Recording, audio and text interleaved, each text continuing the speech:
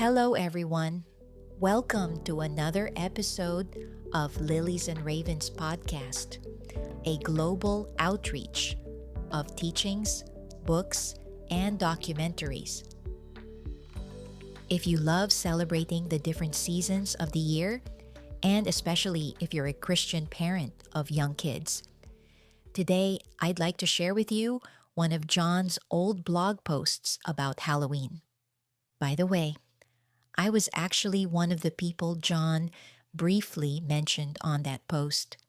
See if you can guess which one. Should Christians celebrate Halloween? Darkness, light, and October 31st. Without a doubt, Halloween divides Christians more than any day of the year. Some Christians believe it is a celebration of neighborhoods and creativity. Other Christians believe it is a celebration of demons, Satan, evil, and the worst of mankind. As you can see, the chasm can be pretty wide. I do not minimize the reality of evil. I've seen it in my ministry in urban Los Angeles. I have seen the power of God over the power of evil when a woman who had been in a 6-month-long coma due to a curse placed upon her was set free by a prayer offered in the name of Jesus. I have seen a man who was dying of alcoholism. The tremors in his hands and facial tics were caused by a leakage in his brain due to acute alcoholism. After 20 minutes of prayer, he suddenly rose from his knees and ran to the toilet in the back of the church. He spent about 5 minutes severely vomiting. When he returned to the front of the church, he extended his arms to show me that the tremors had left. I have seen small shadowy figures racing back and forth on the walls as a teenage girl spoke of her suicide attempt. I have seen a photograph taken of a teenage girl with an unexplainable, grotesque, almost clown-like figure leering over her shoulder in the background of the photo. Members of her family had dabbled in witchcraft for several generations. I have been with a person who saw the same ghost-like figure out the window that she had seen 15 years earlier in a different country. I have personally felt the thick presence of evil slowly approach me. I rebuked it in the name of Jesus, and it left.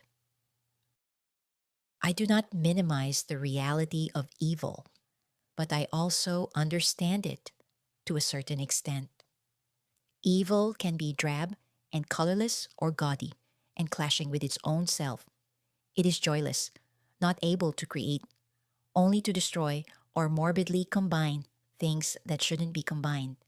It thrives on fear, hatred, and divisiveness. It especially lusts after things that represent purity and innocence, such as children. That is why it seizes the opportunities offered by Halloween. In the darkness of Halloween night, it is publicly manifested and lifted up by costumes of Satan, demons, Jason, the dead, Michael Myers, etc.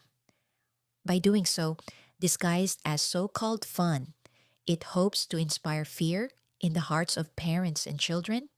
It hopes to destroy an evening devoted to celebration of family, creativity, and neighborhood. It hopes to turn it into a night of dark-themed characters or monstrous costumes, and when the monsters within man control the streets.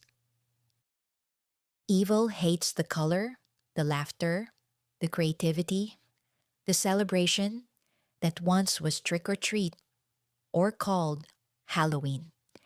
Each church and each family must decide if evil has succeeded in their neighborhood. As for me, I love the idea of children dressing up and going to their neighbors' homes.